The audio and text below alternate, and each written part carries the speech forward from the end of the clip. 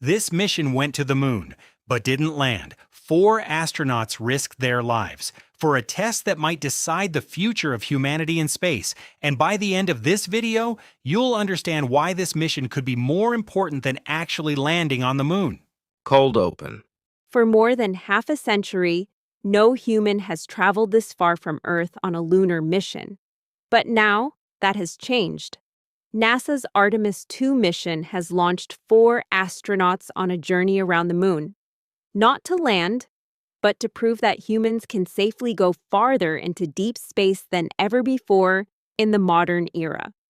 This is not just another rocket launch. This is a test of the future. Why this matters? What makes this mission so powerful is also what makes it unusual. Artemis II is a crewed mission that is not landing on the moon. Instead, it is a lunar flyby designed to test the systems that will carry astronauts deeper into space in the years ahead.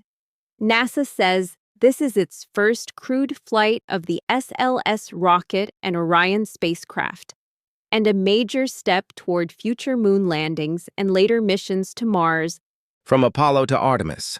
To understand Artemis II, you have to remember Apollo. Apollo was about getting to the moon first. Artemis is about going back, and this time, building something lasting. NASA's Artemis program is meant to test the systems, training, and operations needed for long-term human exploration. In other words, Artemis is not a race. It is the beginning of a strategy. The crew.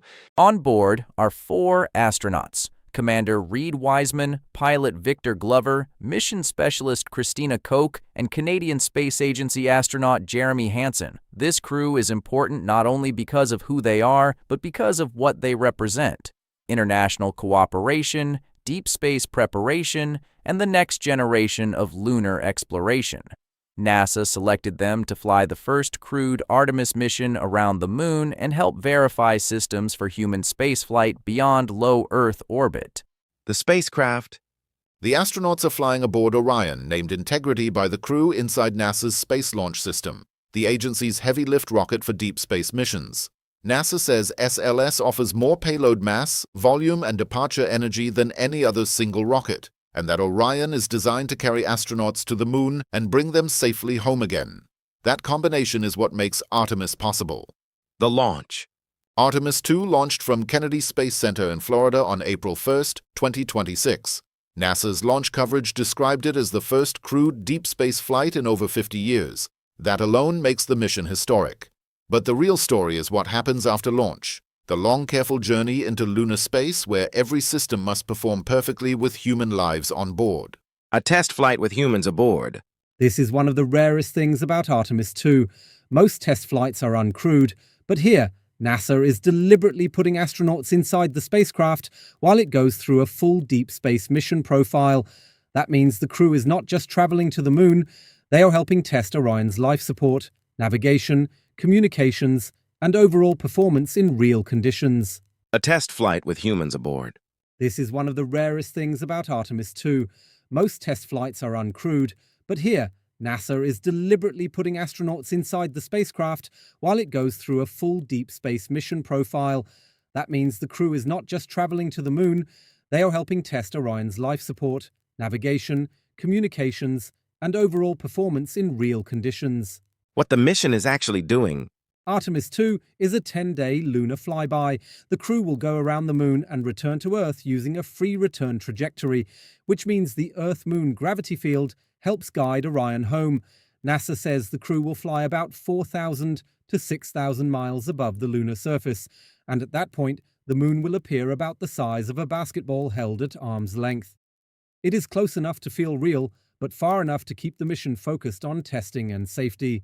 Rare and interesting fact. Here is one of the most fascinating parts. Depending on launch timing, Artemis II could set the record for the farthest humans have ever traveled from Earth, passing the Apollo 13 record of 248,655 miles. That is a strange and powerful idea.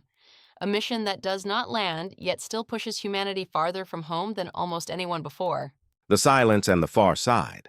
There is also a moment in the mission that will feel almost science fiction-like.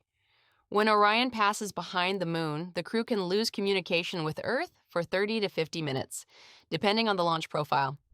During that time, the spacecraft is out of contact, hidden by the far side of the moon. NASA says the crew will use part of that phase for photography and observation, then reconnect once Orion comes back into view. That blackout is not a mistake. It is part of the test. The Deep Space Challenge? This mission is also about proving that humans can live and work safely in deep space.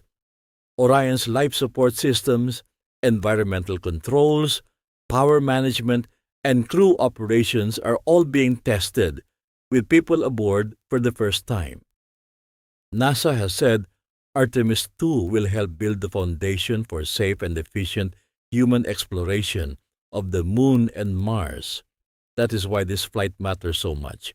It is not just about where the crew is going. It is about whether humans can survive the journey. A friendly explanation for viewers. A simple way to explain Artemis II is this. Apollo proved humans could reach the moon. Artemis is proving humans can return, stay longer, and eventually build the systems needed for a permanent presence. Artemis II is the bridge between those two eras. It is the mission that says we are ready to do this again, but better, smarter, and farther. What happens after the moon flyby? When Orion swings around the moon and heads back to Earth, the mission is far from over. The return is one of the most demanding parts of the flight because the spacecraft must survive re-entry and splash down safely. NASA's recovery planning includes many contingency steps and rehearsals, showing that the mission is designed not just for launch, but for a complete human return home. Why this is bigger than one mission?